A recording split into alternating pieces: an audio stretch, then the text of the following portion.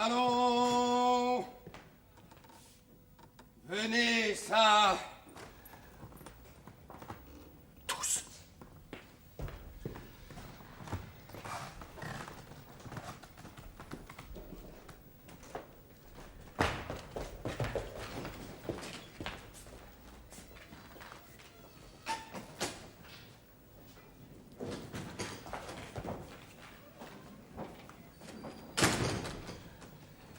Que je vous distribue mes ordres pour tantôt. Et règle à chacun son emploi.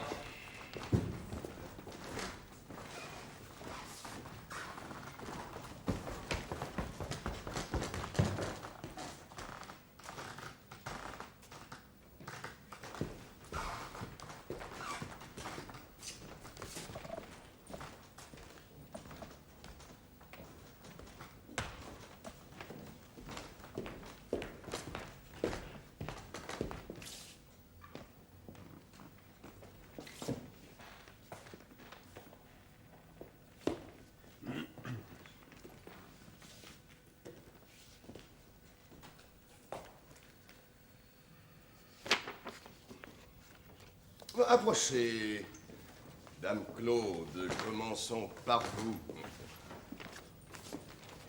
Bon, voilà les armes à la main. Je vous commets au soin de nettoyer partout. Et surtout prenez garde de ne pas frotter les meubles trop fort, de peur de les user. Alors, outre cela, je vous constitue pendant le souper au gouvernement des bouteilles. Et s'il s'en écarte quelqu'une et qu'il se casse quelque chose, je m'en prendrai à vous. Et le rabattrai sur vos gages. Châtiment politique.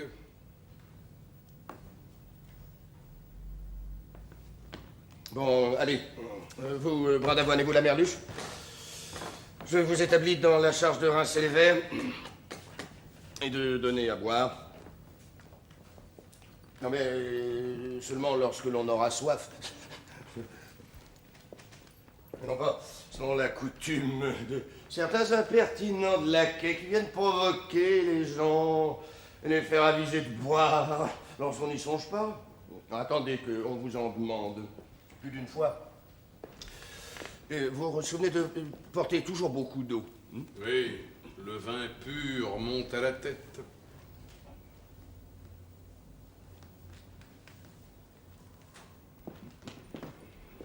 Quitterons-nous nos cycnies, monsieur? Eh oui, quand vous verrez venir les personnes, gardez bien de gâter vos habits. Vous savez bien, monsieur, qu'un des devants de mon pourpoint est couvert d'une grande tache de l'huile de la lampe. Et moi, monsieur, que j'ai mon autre chose, couvert par derrière et qu'on voit, révérence parler. Rangez cela adroitement du côté de la muraille. Et présentez toujours le devant au monde. Et vous tenez toujours votre chapeau ainsi lorsque vous servirez.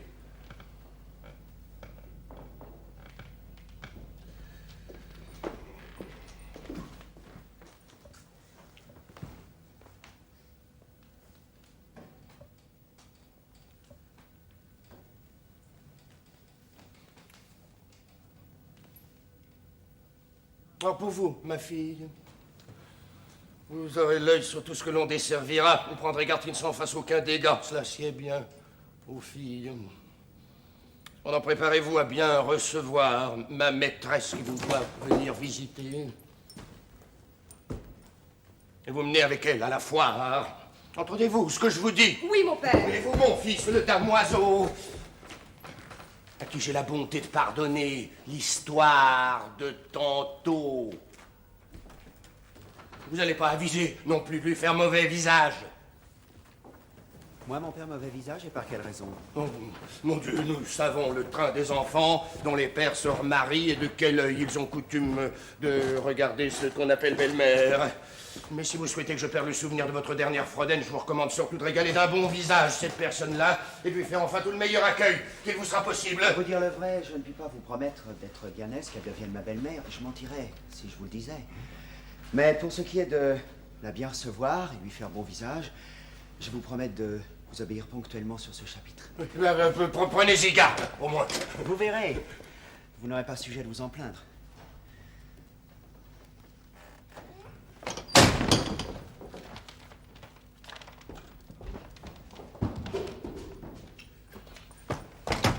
Vous ferez sagement.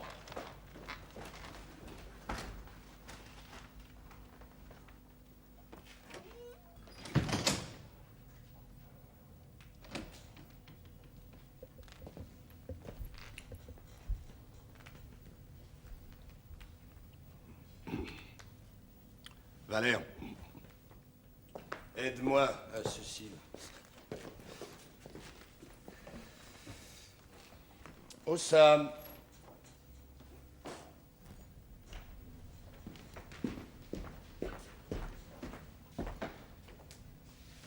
Maître Jacques.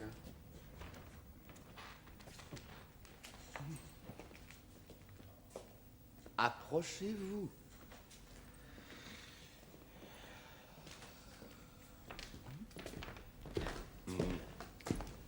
Je vous ai gardé pour le dernier. Est-ce à votre cocher, monsieur? Ou bien à votre cuisinier que vous voulez parler? Car je suis l'un et l'autre. Oh, c'est à tous les deux. Mais à qui des deux le premier? Au cuisinier. Attendez donc, s'il vous plaît. Oh, ben, quel diantre de cérémonie est cela?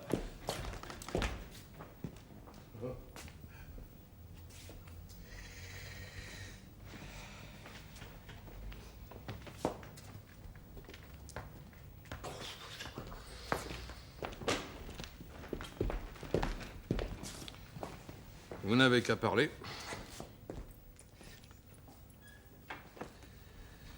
Je me suis engagé, Maître Jacques, à donner ce soir à souper. Grande merveille. Dis-moi un peu, nous feras-tu bonne chère? Ah oui, si vous me donnez bien de l'argent. Oh, que diable! Toujours de l'argent. Il semble qu'il y ait autre chose à dire. De l'argent. De l'argent, de l'argent, de l'argent, de l'argent. Ils n'ont que ce mot à la bouche. De l'argent. Toujours parler d'argent. Voilà leur épée de chevet. De l'argent. Je n'ai jamais vu de réponse plus impertinente que celle-ci. Voilà une belle merveille que de faire bonne chère avec bien de l'argent. C'est une chose la plus aisée du monde. Il n'y a si pauvre esprit qui n'en fit bien autant. Mais pour agir en habile homme, il faut parler de faire bonne chère avec peu d'argent. Bonne chère avec peu d'argent. Par ma foi, monsieur l'intendant, vous nous obligerez de nous faire voir ce secret.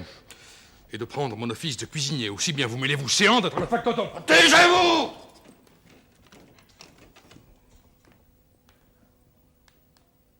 Qu'est-ce qu'il nous faudra? Voilà, monsieur votre intendant qui vous fera bonne chère pour peu d'argent. Faites-moi donc!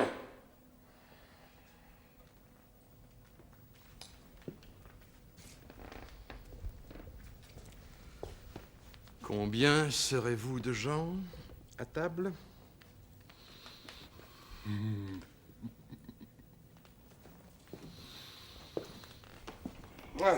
sont 8 ou 10. Non, il faut prendre que 8 quand il y a à manger. Pour 8, il y en a bien pour 10. Cela s'entend. Eh bien, il vous faudra 4 grands potages, bien garnis, et 5 assiettes d'entrée. Potage, bisque, potage de santé, potage de canard, au navet, potage de perdrix, au chou vert, en entrée, fricassé de poulet, tourte de pigeonneau, riz de veau, boudin blanc, morille, en pyramide, une grande longe de baudrivière, trois poulards de grâce, sinapro de garenne. Est-ce que vous avez envie de faire crever tout le monde? Une douzaine de perdrix.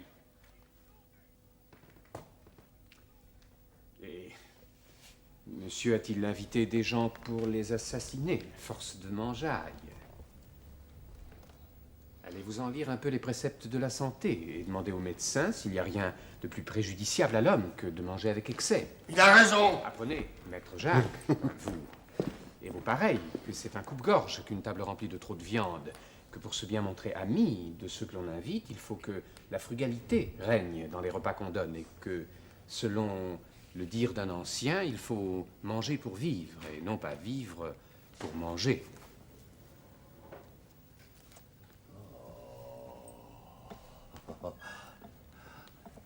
Oh, oh, que cela est bien dit. Oui, approche que je t'embrasse pour ce mot. Voilà, la plus belle sentence que j'ai entendue de ma vie. Il faut vivre pour manger. Et non pas...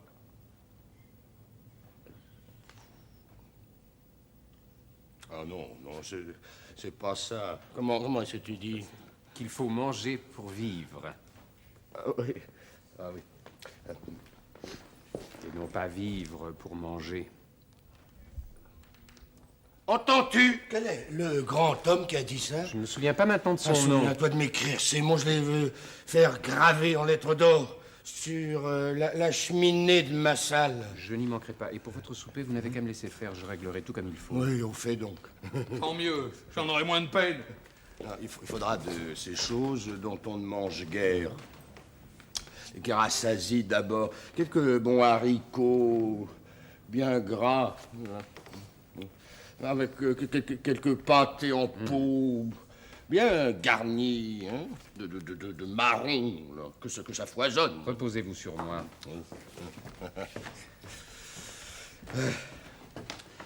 Et maintenant...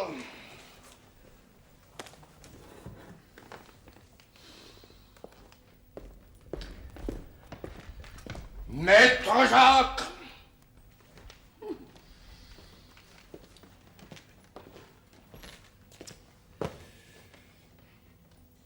Il faut nettoyer mon carrosse. Attendez donc, ceci s'adresse au cocher.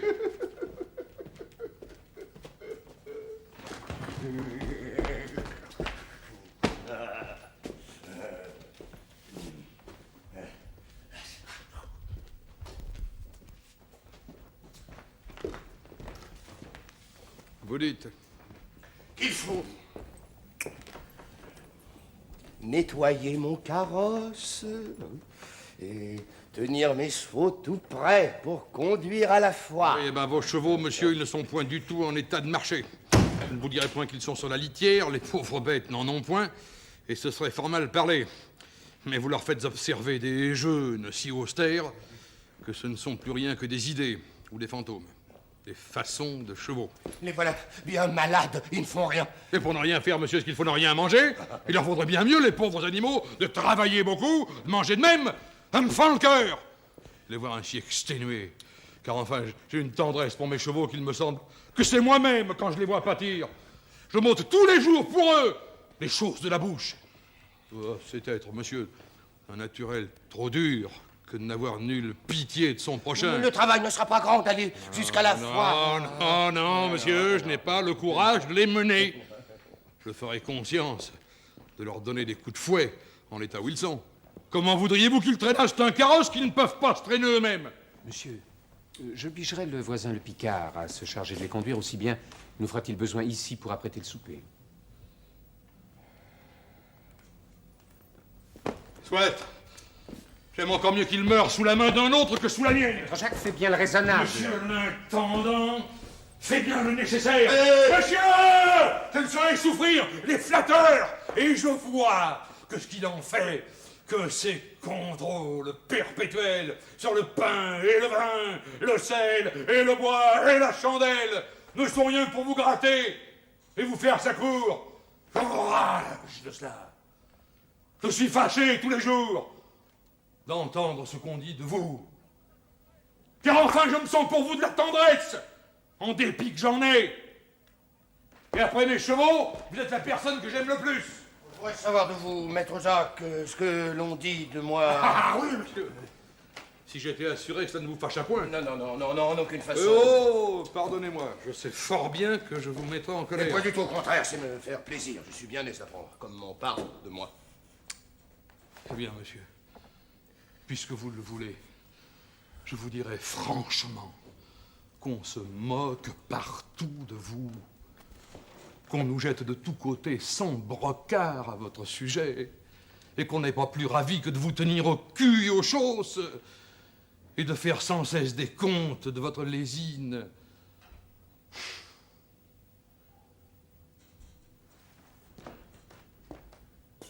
Et l'un dit que vous faites imprimer des almanachs particuliers, où vous faites doubler les 4 temps et les vigiles afin de profiter des jeûnes, où vous obligez votre monde.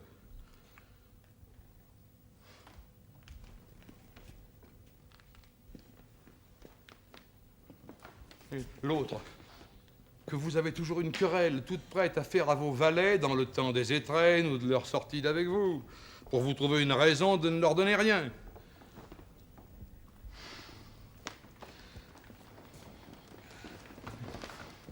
Celui-ci compte qu'une fois, vous fuites à signer le chat d'un de vos voisins pour vous avoir mangé un reste d'un gigot de mouton.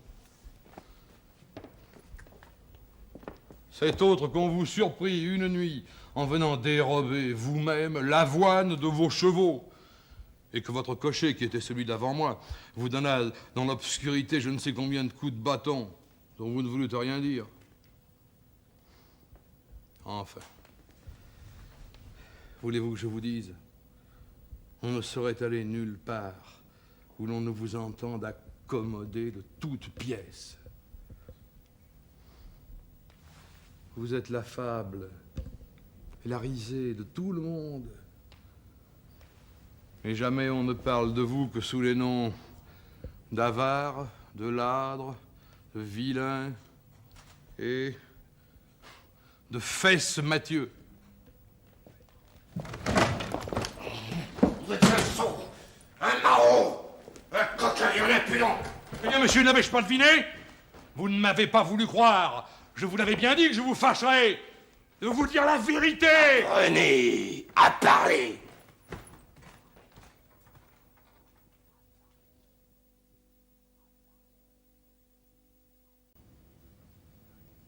À ce que je puis voir, maître Jacques, on paie mal votre franchise. Morbleu, monsieur le nouveau venu, qui faites l'homme d'importance, ce n'est pas votre affaire. Riez de vos coups de bâton quand on vous en donnera. Mais ne venez pas rire des miens. Oh, monsieur maître Jacques, ne vous fâchez point. Je vous prie. Ah, il file doux. Je veux faire le brave.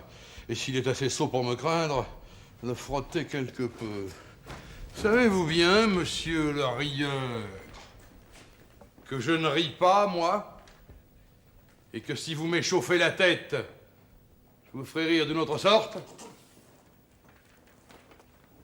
Et doucement. Comment doucement? Il ne me plaît pas, moi. De grâce. C'est un impertinent. Monsieur maître Jacques. Oh, il n'y a pas de monsieur maître Jacques pour un double. Et si je prends un bâton, vous resserez d'importance. Comment? Un bâton? Oh, je ne parle pas de ça. Savez-vous bien, monsieur le fat, que je suis homme à vous rosser, vous-même? N'en doute pas. Que vous n'êtes pour tout potage qu'un faquin de cuisinier? Je le sais bien. Et que vous ne me connaissez pas encore? Pardonnez-moi. Vous me rosserez, dites-vous. Je le disais en raillant. Et moi, je ne prends point de goût à votre raillerie.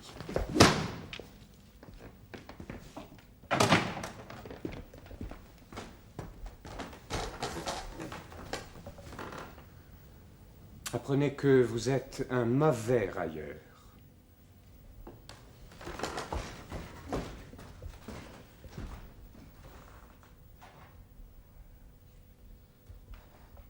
Peste soit la sincérité. C'est un mauvais métier. Désormais, J'y renonce. Et je ne veux plus dire vrai. Passe encore pour mon maître. Il a quelque droit de me battre. Mais pour ce monsieur l'intendant, je m'en vengerai si je le puis.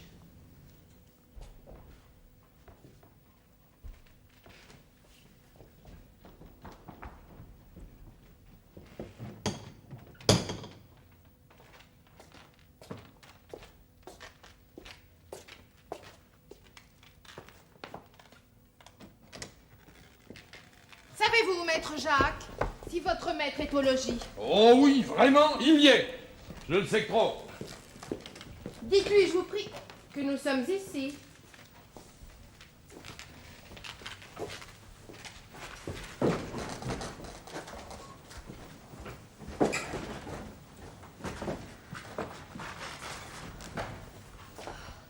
Oh, que je suis, Frosine, dans un étrange état. Et s'il faut dire ce que je sens, que j'appréhende cette vue. Mais pourquoi? Et quelle est votre inquiétude? Hélas, me le demandez-vous? Et ne vous figurez-vous point les alarmes d'une personne toute prête à voir le supplice où l'on veut l'attacher? Je vois bien que pour mourir agréablement, Harpagon n'est pas le supplice que vous voudriez embrasser.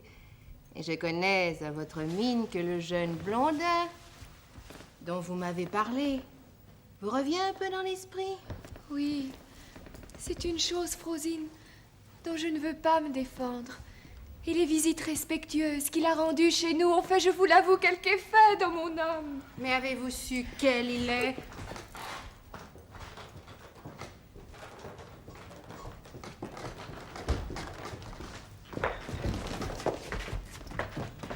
Non, je ne sais point quel il est.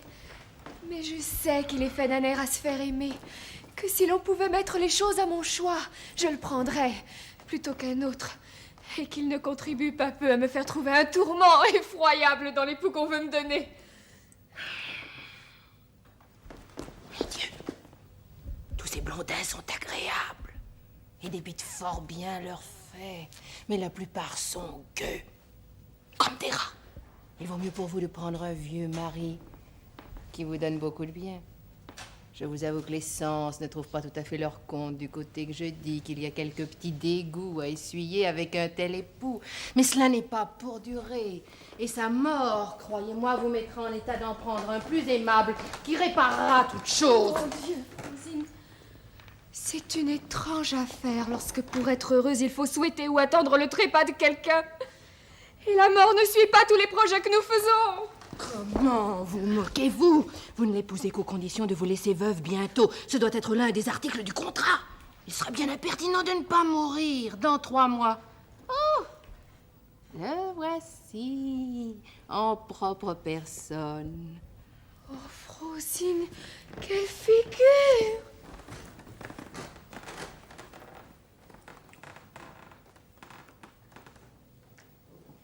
Ne vous offensez pas, ma belle, si je viens à vous avec des lunettes.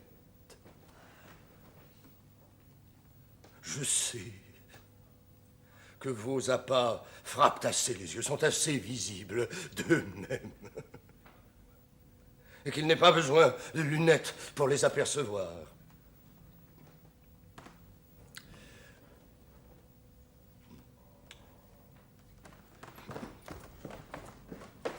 Mais... enfin, c'est avec des lunettes qu'on observe les astres. Et je maintiens et garantis que vous êtes un astre. Mais un astre... le plus bel astre qui soit dans le pays des astres. Frosine, elle ne répond au mot et ne témoigne, ça me semble, aucune joie de me voir. C'est qu'elle est encore toute surprise. Et puis, les filles ont toujours honte à témoigner d'abord ce qu'elles ont dans l'âme. Tu as raison. Oh, aussi belle mignonne, ma fille qui vient vous saluer.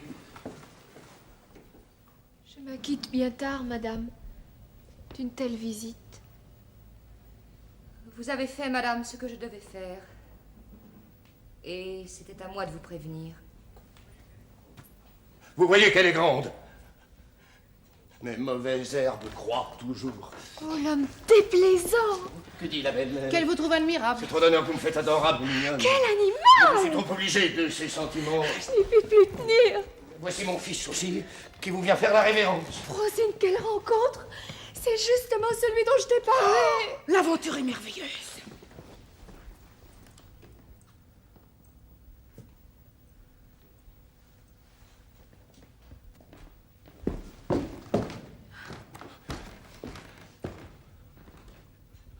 Je vois que vous vous étonnez de me voir de si grands enfants. Mais je serai bientôt défait, et de l'un et de l'autre. Madame, à vous dire le vrai, c'est ici une aventure où sans doute je ne m'attendais pas. Et mon père ne m'a pas peu surpris lorsqu'il m'a dit tantôt le dessein qu'il avait formé. Je puis dire la même chose. C'est une rencontre imprévue qui m'a surprise autant que vous. Et je n'étais point préparée à une pareille C'est aventure. vrai que mon père, madame, ne peut pas faire un plus beau choix. Que ce m'est une sensible joie que l'honneur de vous voir. Mais avec tout cela, je ne vous assurerai point que je me réjouis du dessein vous pourriez être de devenir ma belle-mère. Le compliment, je vous l'avoue, est trop difficile pour moi. C'est un titre, s'il vous plaît, que je ne vous souhaite point. Ce discours paraîtra brutal aux yeux de quelques-uns, mais je suis assuré que vous serez personne à le prendre comme il faudra. Que c'est un mariage, madame, où vous vous imaginez bien que je dois avoir de la répugnance. Que vous n'ignorez pas sa chance que je suis, comme il choque mes intérêts. Et vous voulez bien enfin que je vous dise, avec la permission de mon père, que si les choses dépendaient de moi, cet hymen ne serait point... Voilà un compliment bien impertinent.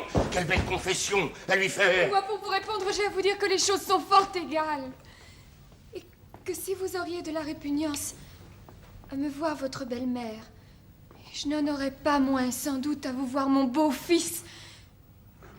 Ne croyez pas, je vous prie, que ce soit moi qui cherche à vous donner cette inquiétude. Je serais fort fâchée de vous causer du déplaisir. Et si je ne m'y vois forcée par une puissance absolue, je vous donne ma parole que je ne consentirai point au mariage qui vous chagrine. Elle a raison. À son compliment, il faut une réponse de même. Je vous demande pardon, ma belle, de l'impertinence de mon fils, un jeune sot qui ne sait pas encore la conséquence des paroles qu'il dit. Je vous promets que ce qu'il m'a dit ne m'a point du tout offensée.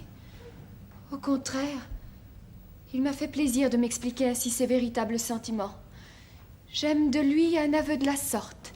Et s'il avait parlé d'autre façon, je l'en estimerais bien moins. C'est beaucoup de bonté à vous de vouloir ainsi excuser ses fautes. Le temps le rendra plus sage.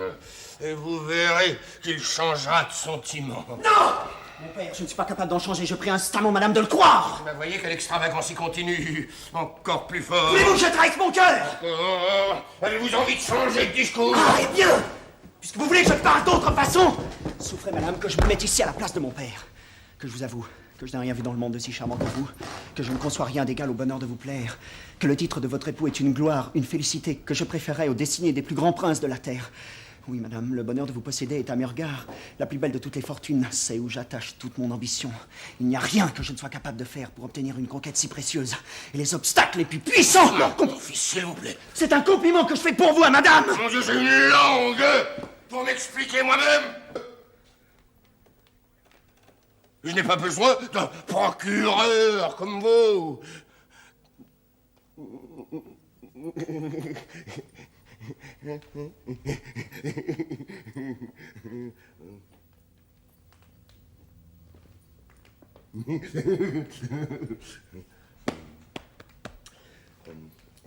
Allô? Non! Il vaut mieux que de ce pas nous allions à la foire, afin de revenir bientôt et d'avoir tout le temps ensuite de nous entretenir.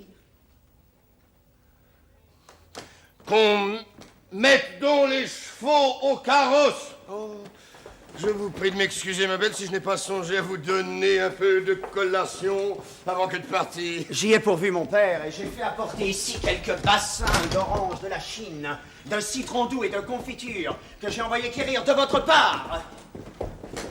Il a bien du sens. Trouvez-vous que ce ne soit pas assez, madame, aura la bonté d'excuser cela s'il lui plaît? Une chose qui n'était pas nécessaire. Avez-vous jamais vu, madame, un diamant plus vif que celui que vous voyez que mon père a au doigt?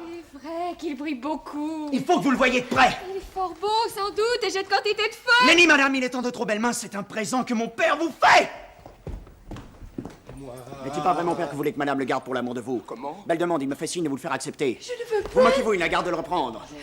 Ce serait Non, vous dis-je, c'est l'offenser. de grâce. Point du tout. Je te sois. Le voilà qui se scandalise de votre refus. Vous voyez qu'il se désespère. Mon père, ce n'est pas ma faute, je fais ce que je puis pour l'obliger à la garder, mais elle est obstinée. Vous êtes cause, madame, que mon père me querelle. Vous me ferez tomber malade. De grâce, ne résistez point davantage. Mon Dieu, que de façon, gardez la bague, puisque monsieur le veut. Pour ne vous point mettre en colère, je la garde maintenant. Mais je prendrai un autre temps pour vous la rendre. Monsieur! Monsieur! Monsieur! Il y a là un homme qui veut vous parler. Dis-lui que je suis empêché et qu'il revienne une autre fois. Il dit qu'il vous apporte de l'argent. Je vous demande pardon. Je reviens tout à l'heure. Monsieur! Oh! Monsieur! Je suis mort. Qu'est-ce, mon père, vous êtes-vous fait mal? Peut-être, assurément, a reçu de l'argent de mes débiteurs pour me faire rompre le cou. Ça ne sera rien. Monsieur, je vous demande pardon. Je croyais bien faire d'accourir vite. Que viens-tu faire ici, bourreau? Vous dire que vos 2 chevaux sont déférés. Pas qu'on les mène promptement chez le maréchal. En attendant qu'il soit ferré, je vais faire pour vous, mon père, les honneurs de votre logis et conduire madame dans le jardin, où je ferai porter la collation.